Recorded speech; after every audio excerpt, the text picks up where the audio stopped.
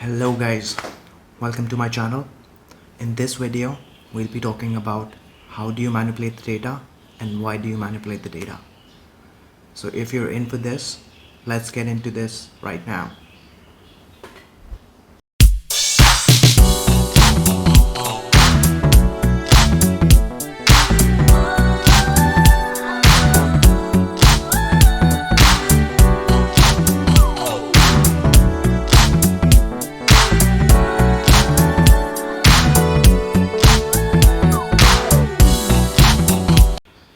So in my last video, this was the data set that we were working with, and now what we are basically learning is how do we manipulate the data. So we have, in this example, we have over 100 lines that we extracted the data out of Google Analytics, and now what we are learning is how do we manipulate this data. So in this first example, what I strongly recommend is we are mostly working with dimensions when we are manipulating the data, and we create calculated metrics on the other side. So let me go back a little bit. So when we are manipulating the data, we do two types of manipulation. First manipulation is basically when we are working with the dimensions, and the second manipulation, which is on the metrics side, is when we're calculating metrics and creating new metrics. So in this example, I would be using our landing page is our metric, and clearly, so we have 100 lines here. So what I strongly recommend doing is copy the 100 lines here and create up another tab. So in this tab, what you're basically doing is you'll paste this exact data that we copied from the landing page tab, and then you place it here. You can name this as your lookup table, and this lookup table is basically your brain of your entire thing. So you have to be super careful when you're creating this lookup, because if you make any errors in the lookup table, that error would literally be there for everything, whether it's for data visualization, analysis, and reporting. So the biggest thing while data manipulation is making sure that your lookup table is perfect. So in this example, what I did was I just pasted the data here, and in this, first thing that I want to make sure is that in my lookup table there are no duplicates. So how do you remove the duplicates? You just select this line here and go to the data column, and then just click remove duplicates. Since our data has a data header row already, so we'll click this as well, and then remove duplicates. So now I know that there are no duplicates in our lookup table. So in this lookup table, now what I'm actually doing is I'm building these two columns here. So these two columns are basically, this is how I'll be manipulating the data, and what I'm doing here is basically consolidating whatever we have done up till now. So in this, now what I'm doing here is basically I went in and analyzed all these different metrics that were there, all these different row columns, and in these row columns, so this is what I came up with. The first thing is, what I basically did was, if in this specific example, if this landing page had something to say about the culture, then I would include that as a culture here. If it had anything about food, then I would include that as food. So in this, what I'm basically doing is I'm creating new dimensions, which I would basically be putting on my landing page tab. And how we do that, I'll get into that just in a couple of minutes. So all we are doing here is, like, we are creating these new metrics so that we can extract these extra information that is there in our landing page path. And just because of this, so now what I do here is I go back to my landing page and I go all the way to the top, and I come on this new side here. So what you do in this, I've already have the formula here, but I'll do this all over again so you have an understanding what's going on. So I'll go and delete all of this, and then this is the most important piece with the lookup table. So what we're going to use the lookup table is to get those extra dimensions that we created. We'll be pulling those extra dimensions in here. So in this we use VLOOKUP is the formula that we'll be using, and it's super important to understand the concept how VLOOKUP works. So how VLOOKUP works is you type in VLOOKUP and then you go in and select the first column that you want to basically pull the extra dimensions from. So in this example we were using landing page was the one that we used for creating these extra dimensions.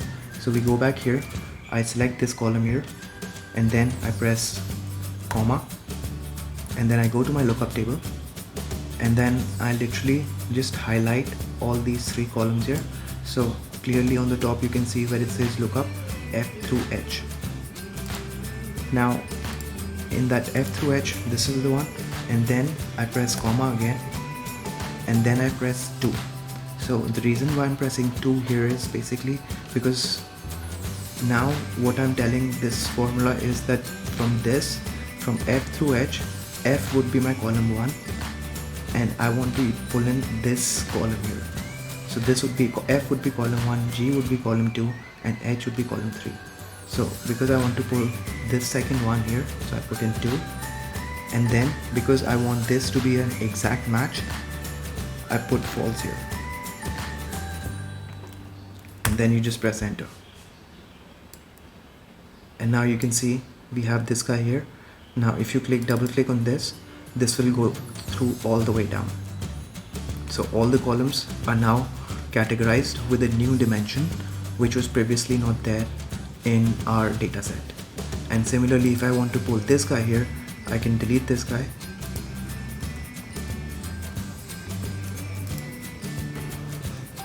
so I use lookup here again, and exactly the same thing that I'm doing which I did for my previous step. I'm using A2, which was my landing path page. This is the dimension. I go back to my lookup table, I select these three guys, F through H. Now because I have to pull in the H column, so in this case I'd be using 3 because F is my first one, G is my second one and H is my third one. And since I want this to be an exact match, I use false here. Boom. That's it. And now you have this guy here. Now if I just double click on this, I get all these extra columns.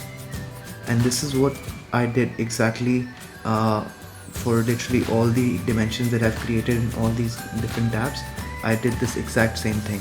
So if I go to my channel here, and now if I want to use my channel grouping, so I literally copy this here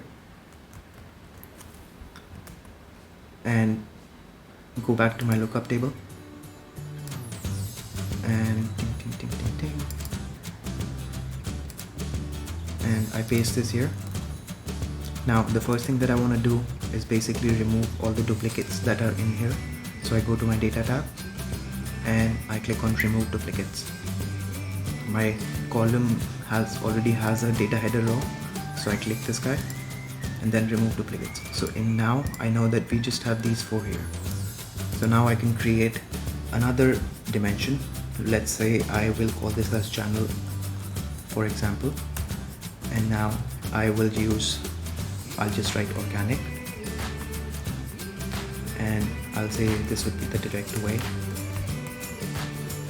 and then I would say this would be our Facebook, for example, and I would use referral as email. So now if I want to pull all these guys, if I want to create a new dimension which is something like this, so I basically go up here. I have my table set up now. I just create it a little nicer way, and I go back to my channel, and now what I'll do is I'll create another metric here, another dimension, channel, and then I literally use that same formula which we used previously. So we look up, in this case we want our formula to read this guy here. I put comma, go back to my lookup table, and I select these two guys, K through L. So because I want to get the L column here, I would put in 2, and then I would put in false because this would be an exact match. And if we put true, that would mean that it's an approximate match. So in this case, because we know this is an exact match, so I'll be putting in number false, and then I press enter, and so now I have this. Now if I double click on this, you can clearly see we have whatever we had put in, and this is basically reading the column from here. This one is reading, if I double click here, you can see this is reading from here. So that's how you create dimensions, new dimensions. And with this, you would basically be clubbing few data sets, few lines of columns, and by clubbing those lines of columns, this would actually help you when you're visualizing the data. And now this is our calculated metric. Now in this one, for this specific example, I'm using sessions and I'm using total time page. So what I'm doing here is I'm basically calculating out total, not total, I would say like average time per session. So we know the total time that people spent on this specific website, coming through this specific channel and through this specific medium source. So I want to figure out that what is our average time that's coming up.